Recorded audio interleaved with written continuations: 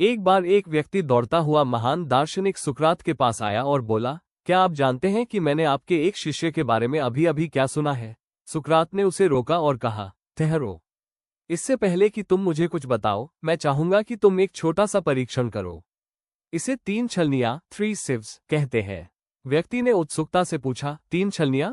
वो क्या है? सुकरात ने कहा, हाँ। इससे पहले कि तुम कुछ कहो, तुम्हें उसे 3 छलनी से छानना होगा।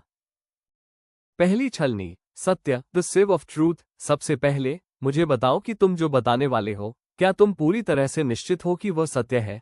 व्यक्ति ने सोचा और कहा, नहीं, वास्तव में मैंने बस ये सुना है। मुझे इस बात की निश्चित जानकारी नहीं है। सुकरात ने सिर हिलाया। तो जो तुम कहने वाले हो, वो सत्य की पहली छलनी से नहीं छन पाया। दूसरी छलनी, भलाई, सकारात्मकता, द सिव ऑफ गुडनेस। अब दूसरी छलनी का प्रयोग करते हैं। तुम मेरे शिष्य के बारे में जो बताने वाले हो, क्या वो कोई अच्छी या सकारात्मक बात है? व्यक्ति ने हिचकिचाते हुए जवाब दिया, नहीं, बल्कि यह तो बहुत बुरी बात है। सुकरात ने कहा, तो तुम मेरे शिष्य के बारे में एक बुरी बात बताना चाहते हो, जिसके सत्य होने की कोई गारंटी नहीं है।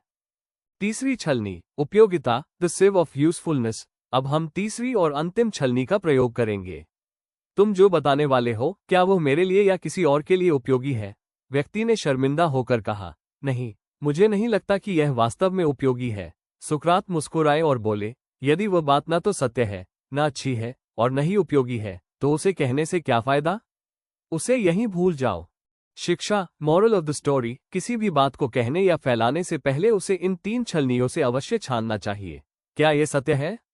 क्या यह अच्छी, सकारात्मक है? क्या यह उपयोगी है? यदि कोई बात इन तीनों मानकों पर खरी नहीं उतरती, तो उसे अपने पास ही रखना सबसे अच्छा होता है, क्योंकि अनावश्यक और